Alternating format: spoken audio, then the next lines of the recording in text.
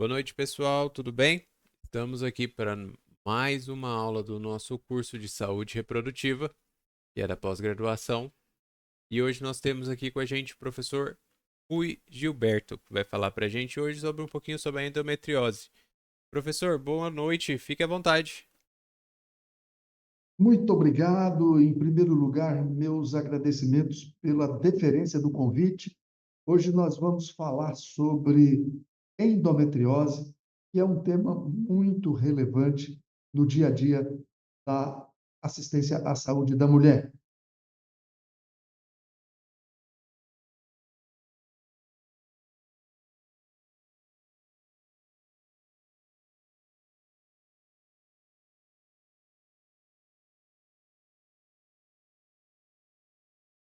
Do ponto de vista do conceito, endometriose significa a ocorrência de tecido endometrial, glândulas e estroma fora do útero. É natural o endométrio se revestir a face interna da cavidade uterina.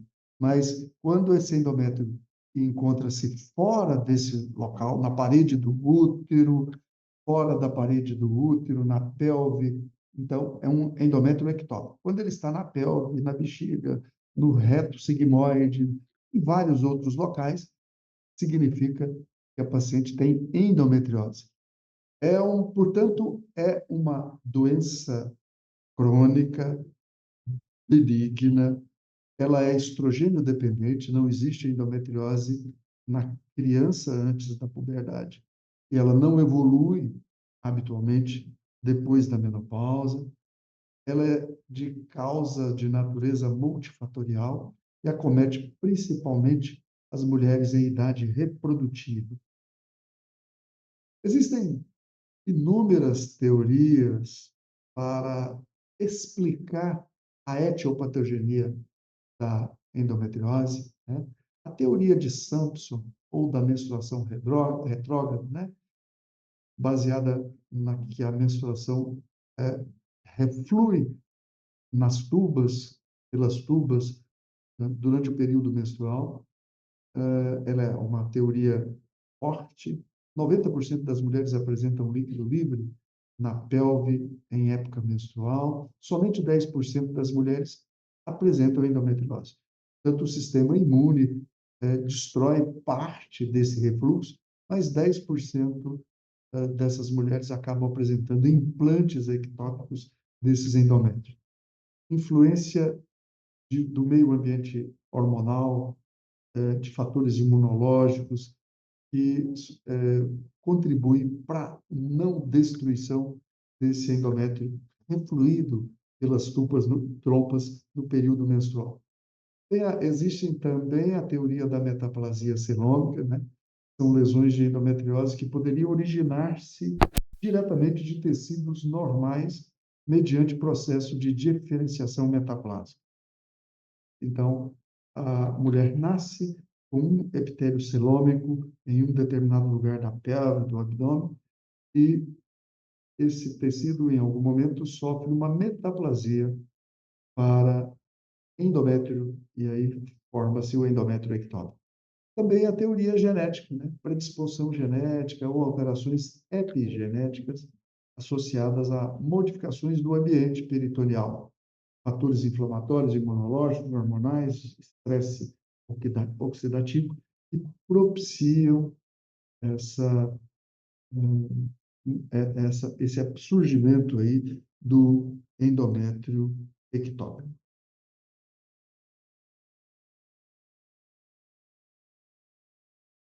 Características da endometriose, então, eu já disse que é uma patologia de evolução crônica, né? Causa grande impacto na qualidade de vida. Os sintomas prioritários, os sintomas principais são dor pélvica e infertilidade. E a, elas existem três modalidades diferentes ou concomitantes dessa doença. Existem os implantes peritoneais, que é a doença peritoneal, a doença com implantação profunda, com mais de 5 milímetros de profundidade de implantes desses endométrios ectópicos.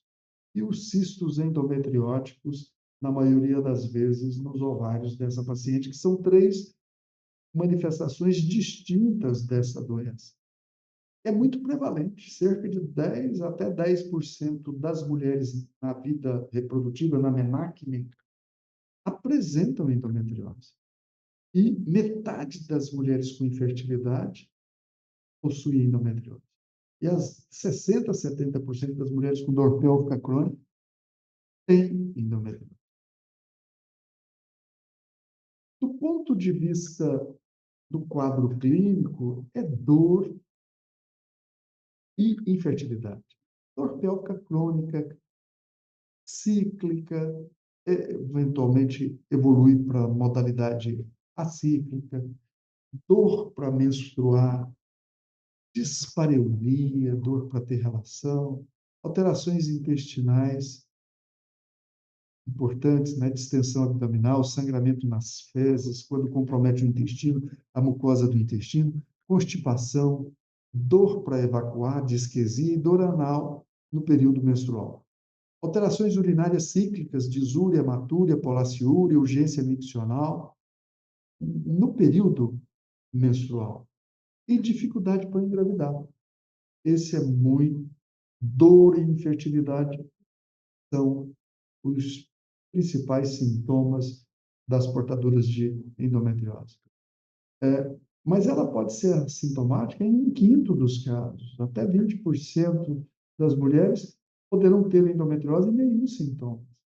Cerca de 7 a 8 anos gasta-se na medicina habitual brasileira aí, entre o início da endometriose, o início dos sintomas e a constatação do diagnóstico. Portanto, essas mulheres perambulam em 7, 8 anos com sintomas de endometriose, sem ser feito o diagnóstico habitualmente.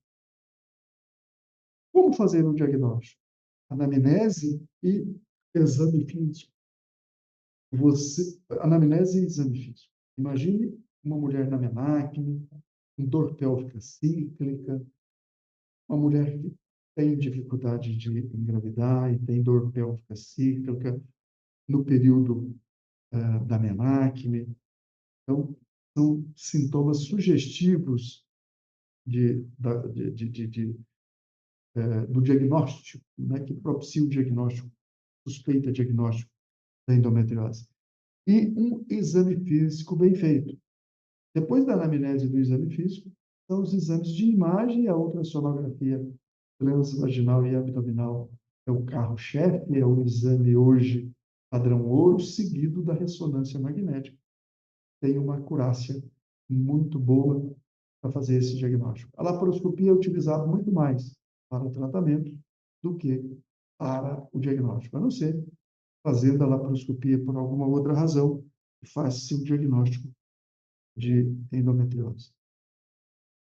No exame físico, nós vamos inspecionar a vulva, vagina e o colo, fazer exame especular procurando nódulos ou rugosidades enegrecidas em fundo de saco posterior, toque vaginal, né? Útero com pouca mobilidade pelas aderências, nodularidade nos ligamentos uterossacros e no fundo de saco posterior e anterior, anexos fixos e dolorosos e presença de massas anexiais císticas, deslocamento cervical causado por fibrose dos ligamentos uterossacros, edema doloroso do septo reto vaginal.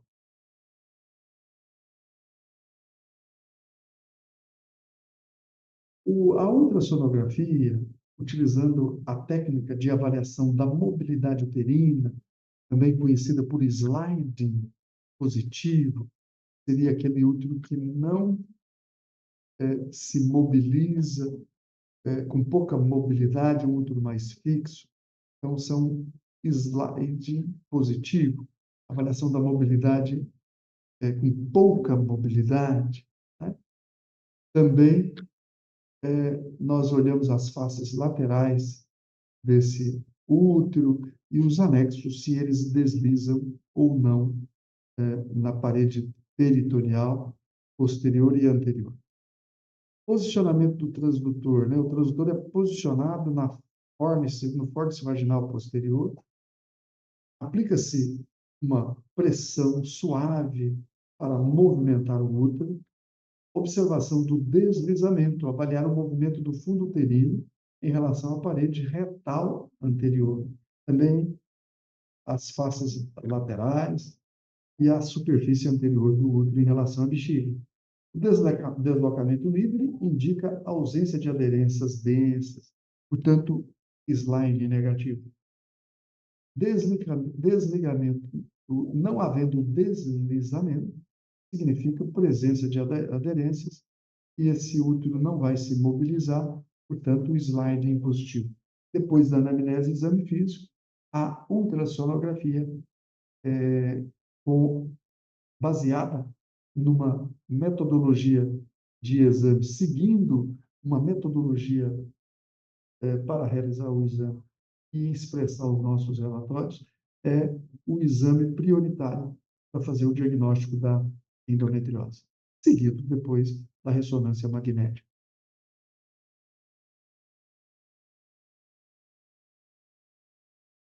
No slide, nós podemos observar dois ovários aderidos entre si, como se estivesse se beijando, né? Chamado de sinal do kissing ovary, pela ultrassonografia. Execução correta é essencial para os resultados confiáveis, né? Avaliação da mobilidade do útero, do fundo do saco, do deslizamento sobre o reto, considerar fatores anatômicos e registrar todos esses achados nos nossos relatórios para facilitar o planejamento cirúrgico ou tratamento de uma forma geral para os nossos clínicos, né, e cirurgiões que vão atender essas mulheres. Endometriose de bexiga, ureter e hidronefrose. Você observa aqui um reto sigmoide, uma parede infiltrada e aderido à região retrocervical. Observa aqui um nódulo entre a bexiga e o útero, portanto, uma obliteração do fundo de saco anterior. E você observa aqui uma hidronefrose. Uma hidronefrose, tinha um filminho, ele não disparou aqui agora, mas observa-se uma hidronefrose. A endometriose é uma causa muito importante de exclusão renal silenciosa.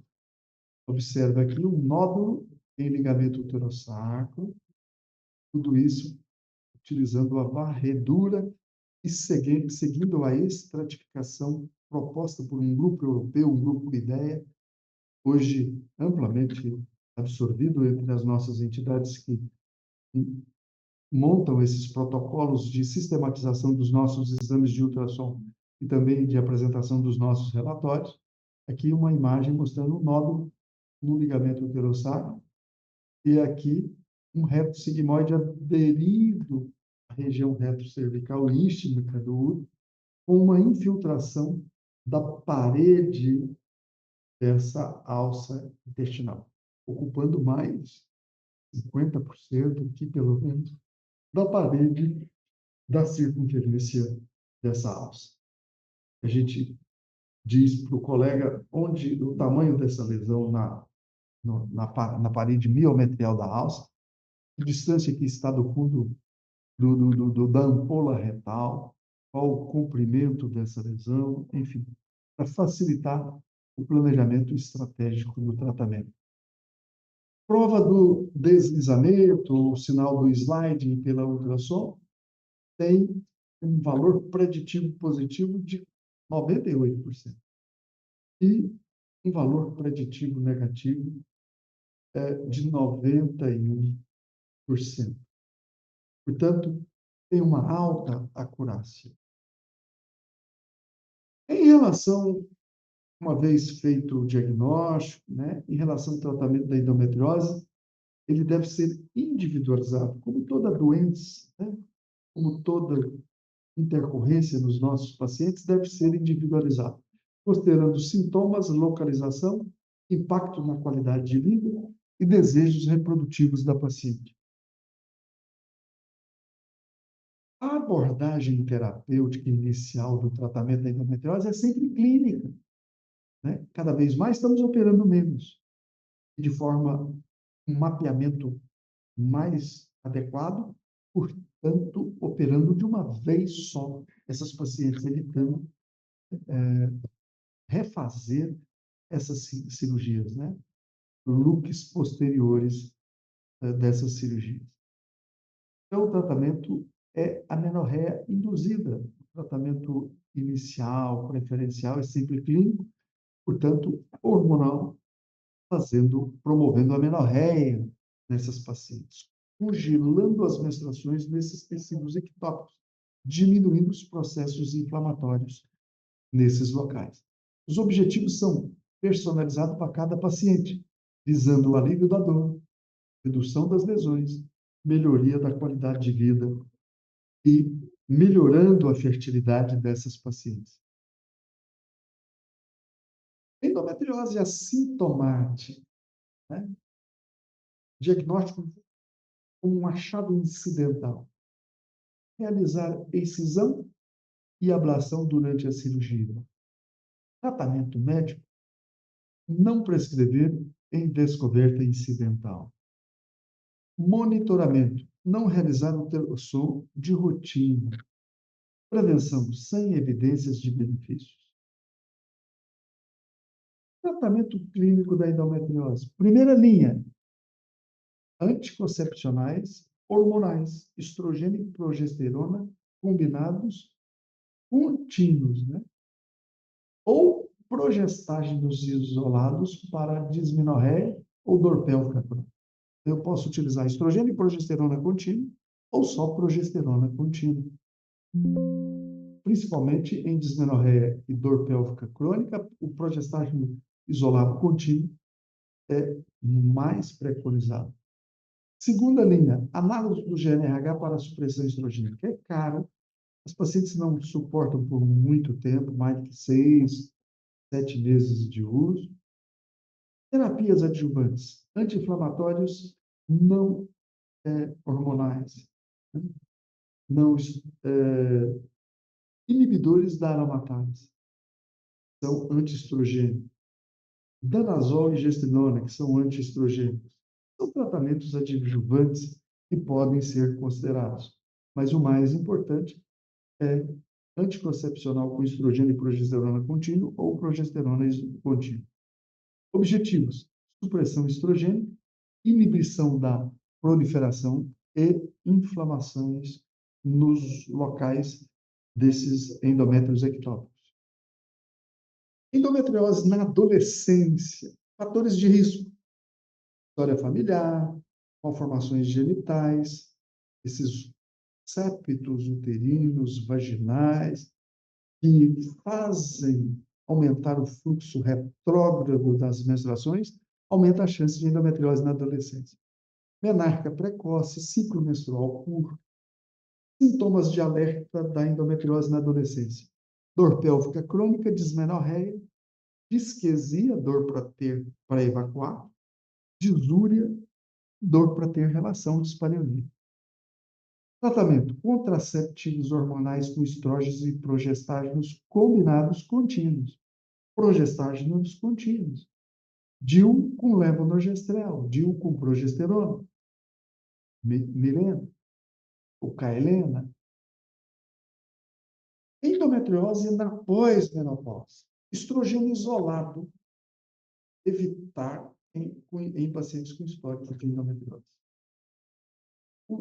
Todas as vezes que nós formos utilizar estrogênio na pós-menopausa, um paciente portador de endometriose, tem que ser combinado com estrógenos em todas as pílulas, contínuo. Risco de malignidade da endometriose na pós-menopausa, associado ao uso de estrogênio isolado, que a gente deve evitar. Pós-menopausa cirúrgica, usar estrogênio e progestágenos combinados contínuos. Tratamento cirúrgico da endometriose. Indicações: mulheres sintomáticas sem resposta à terapia clínica. Casos específicos: endometriose avançada, endometriomas e lesões infiltrativas. Endometriomas mais volumosos, mais de 5 centímetros, né, obviamente. Riscos de aderência, anatomia distorcida, comprometimento de órgãos adjacentes, são tratamentos cirúrgicos de maior complexidade. A abordagem deve ser multidisciplinar, às vezes requer cirurgiões especializados, como um gastro, um prócto, um urologista, para nos auxiliar. Opções de tratamento cirúrgico: conservador, excisão, ablação, preserva a fertilidade, mantém produção hormonal, menos invasivo e menor morbidade. Tanto o tratamento conservador é o tratamento cirúrgico de escolha. Tratamento cirúrgico definitivo: esterectomia com ou sem alforectomia, opção de segunda linha, maior impacto fisiológico. Tratamento da dor pélvica: tratamento hormonal, anticoncepcional hormonal, progestagênios, agonistas, antagonistas do GnRH. Casos refratários, mas aí a pílula anticoncepcional contínua, com estrógeno e progestágeno combinado contínuo e progestágeno isolado contínuo, são a terapia hormonal de escolha. Tratamento clínico para endometriose é gravidez ou falsa gravidez, com amenorreia induzida, por estrogênio e estrógeno combinado ou progestágeno contínuo. Casos refratários: inibidores da aromatase, tratamento cirúrgico, redução da dor associada, analgésicos não hormonais e outros analgésicos como adjuvante deverão ser utilizados. Tratamento da dor pélvica quando tem endometriomas: fazer a cistectomia, preferível do que a drenagem e coagulação, que dá mais recidivas. Minimizar os danos aos ovários nas excélias de endometrioma para não prejudicar tanto a reserva folicular. Ablação uterosacral não é benéfica como procedimento adicional. Neurectomia pré-sacral é benéfica, mas não é recomendada pelos seus riscos, pela morbidade da cirurgia. Indicações de esterectomia para a endometriose. Sintomas persistentes, né, após tratamentos conservadores, insucesso terapêutico, falha na terapia médica, prole definida sem desejo de gestações futuras, cirurgia prévia, pelo menos uma cirurgia conservadora. Endometriose e infertilidade, estágios iniciais, que é um dos objetivos importantes dessa pós, né? Eu disse que quem tem dificuldade para engravidar, casais que têm dificuldade para engravidar, metade dessas mulheres tem endometriose. E nos estágios iniciais, não há necessidade, a laparoscopia não melhora as taxas de gravidez, está contraindicado. Pós-operatório, supressão hormonal não aumenta a fertilidade. Pode melhorar a dor pélvica a posteriori. Endometriomas, excélise, não aumenta as chances de gravidez. Endometriose profunda, cirurgia não melhora a fertilidade. Portanto, as técnicas de reprodução assistidas estão muito indicadas nas portadoras de endometriose e infertilidade. Hidrossalpinge, que é o acúmulo de líquido na tuba uterina, causando uma fimose, uma obstrução tubária distal. Tratamento: salpingectomia ou oclusão proximal tubária antes da fertilização in vitro. A hidrossalpinge compromete significativamente a fertilidade feminina. Diagnóstico: ultrassonografia vaginal e esterossalpingografia. Endometrioma e reserva ovariana. O endometrioma não diminui a reserva ovariana em si. O impacto da cirurgia reduz os níveis de hormônio antimileriano, portanto, diminui a reserva ovariana. O significado de um hormônio antimileriano bom, ótimo, não prediz concepção natural, mas nascimento após fertilização. Um hormônio um antimileriano normal, ele aumenta as chances dos resultados da fertilização in vitro. Opções para endometrioma: vigilância ativa, né? Imagens seriadas para monitoramento, terapia hormonal, tratar e reduzir o cisto, remoção cirúrgica, cistectomia ou oforectomia.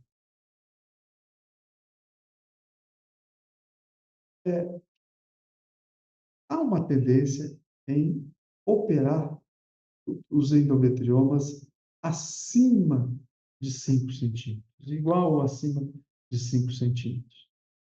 E os menores, tendência a um tratamento mais conservador. Emergências em endometriomas: torção ovariana, que requer uma intervenção cirúrgica imediata, rotura do cisto com instabilidade hemodinâmica, sinais de malignidade, achados de alarme em imagens, tratamento cistectomia versus oforectomia, pacientes jovens com grande desejo reprodutivo, obviamente que a cistectomia é preferida em detrimento da oforectomia. Indicações de oforectomia: doença extensa, envolvimento significativo dos ovários, proximidade da menopausa, menor impacto na qualidade de vida, redução de recidiva, prioridade sobre riscos de menopausa prematura. Endometriose do aparelho urinário. Bexiga: 1% das pacientes com endometriose pélvica. 0,1% das pacientes com endometriose pélvica têm endometriose ureteral, que geralmente, na inserção do ureter com a bexiga, causa importante de exclusão renal silenciosa. 20 a 50% das pacientes com endometriose têm endometriose profunda, mais de 5 milímetros de profundidade nos órgãos. E até metade dessas pacientes pode ter envolvimento da bexiga, do ureter, pode ter envolvimento de endometriose urológica. Endometriose da bexiga, né? Sintomas urinários: disúria, polaciúria e hematúria cíclicas durante o período menstrual. Diagnóstico: ultrassonografia transvaginal com preparo vesical, cistoscopia e ressonância. Ou ressonância. Ressecção laparoscópica de lesão com reconstrução vesical é o que se utiliza.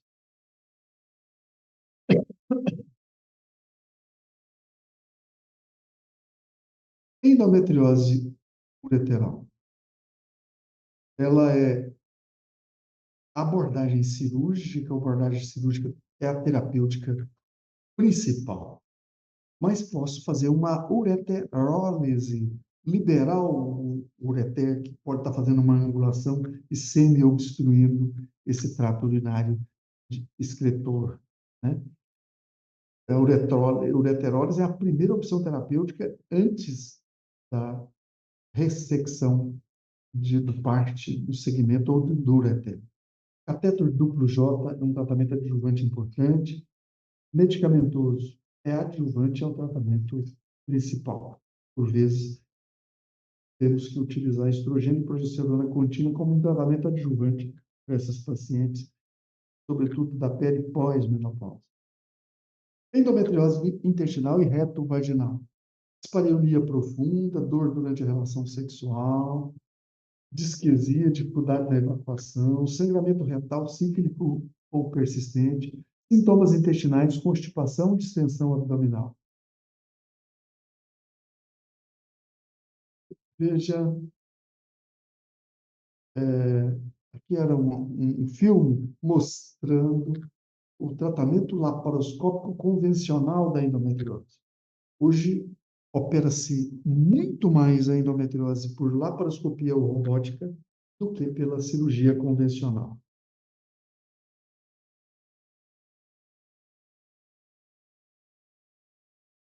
Endometriose torácica, pneumotórax catamenial cíclico, ocorre em sincronismo com o ciclo menstrual, tipicamente 24 a 48 horas após o início da menstruação. Apresenta-se com dor torácica e dispneia, recorrência de até 40% dos casos. Mecanismo proposto para a endometriose torácica é o refluxo menstrual transdiafragmático, embolização linfática vascular, metaplasia celular. Tratamento com abordagem combinada de supressão hormonal e intervenção cirúrgica para casos recorrentes. Endometrioma de parede abdominal ocorre após procedimentos cirúrgicos, geralmente em cicatrizes de cesariana ou laparoscopia. Sintomas cíclicos, dor e aumento de volume durante o período menstrual. Tratamento, ressecção cirúrgica completa é o tratamento de escolha.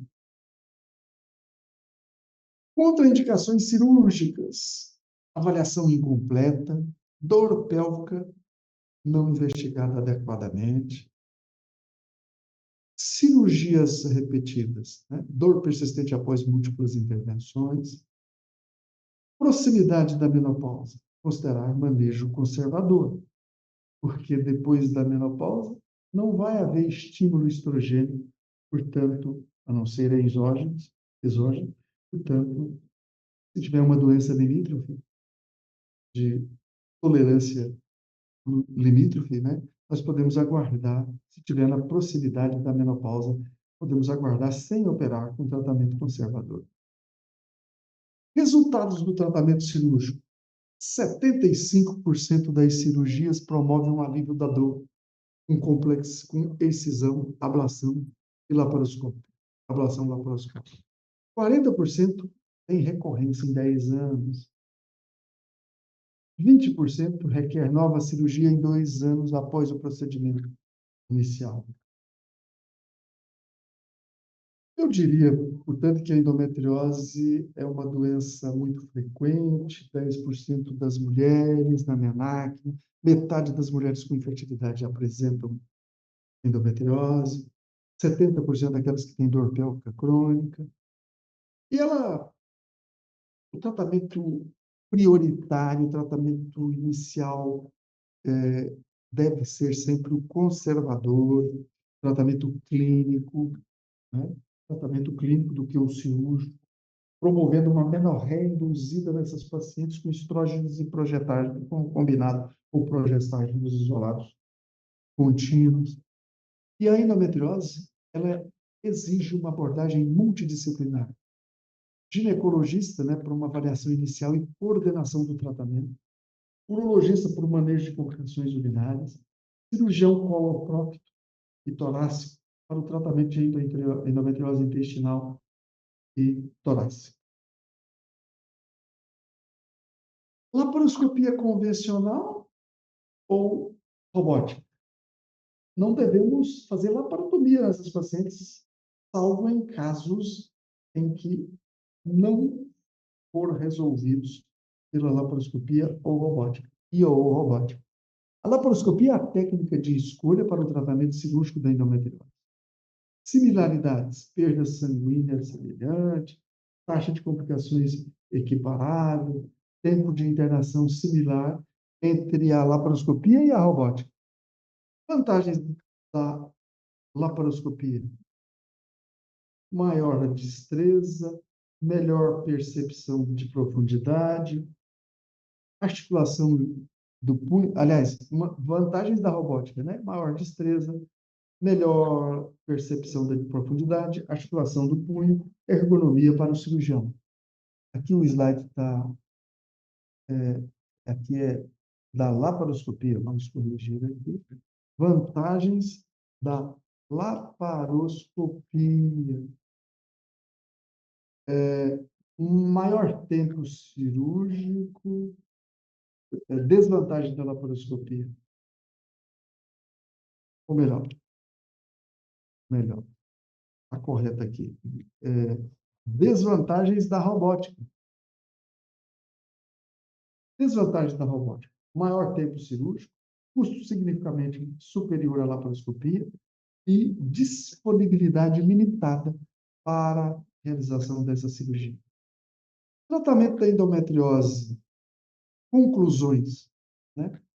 Nós devemos, primeiro, ficar muito atentos para o diagnóstico mais precoce dessa doença. Nos primeiros sinais de dor pélvica e infertilidade da mulher durante o período da vida reprodutiva, nós pensarmos em endometriose, fazermos um bom exame físico e seguido dos exames de imagem, preferencialmente pelas técnicas do sliding, da ultrassonografia e, por último, na ressonância magnética, para fazer esse diagnóstico. Não deixar permanecer 7, 8 anos entre o início da doença, os sintomas da doença e a realização do diagnóstico, como é feito hoje no Brasil. Então, nós temos que, uma vez antecipando o diagnóstico, fazendo o diagnóstico mais precoce, promovermos um plano para toda a vida de tratamento dessa endometriose, maximizar tratamentos clínicos e evitar cirurgias repetidas. Abordagem individualizada, considerar sintomas, extensão da doença e desejos reprodutivos. Avaliação de riscos, efeitos colaterais dos mecanismos, dos efeitos colaterais dos medicamentos versus complicações cirúrgicas. Nós temos que dar prioridade ao tratamento clínico hormonal, progestágeos contínuo ou estrógenos e progestágeos combinados contínuo. Cirurgia definitiva, evitar cirurgias repetidas por mau planejamento cirúrgico, esterectomia ou forectomia apenas em casos específicos e refratários. Laparoscopia como padrão ouro, robótica em casos selecionados. Laparoscopia, porque é uma técnica de escolha para o tratamento cirúrgico da endometriose, e a robótica, maior custo em tempo, mais vantagens em casos de alta complexidade. Abordagem multidisciplinar é essencial para os casos complexos com envolvimento de múltiplos órgãos. Aí, o urologista, o cirurgião coloprócto e são fundamentais, e o cirurgião torácico são fundamentais para compor essa equipe multidisciplinar de tratamento cirúrgico. Acompanhamento contínuo, monitoramento regular para detecção precoce de recidivas. Temos que ficar muito atentos. Era isso as colocações que eu queria fazer em relação à endometriose. Muito obrigado. Doutor Rui, muito obrigado pelo seu tempo, pela sua aula, de muito valor para os estudantes, para os alunos que aqui assistem.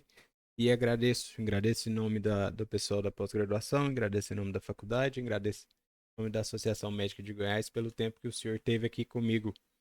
Muito obrigado. Obrigado, Maurício. Forte abraço. Até mais, doutor. Até mais.